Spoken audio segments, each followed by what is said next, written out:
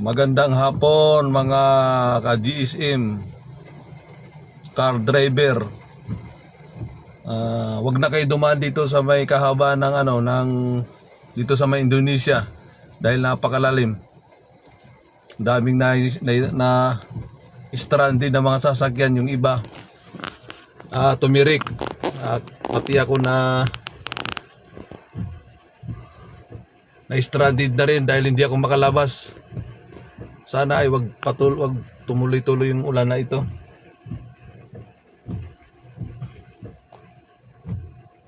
Daming sakyan ang tumirik sa unaan.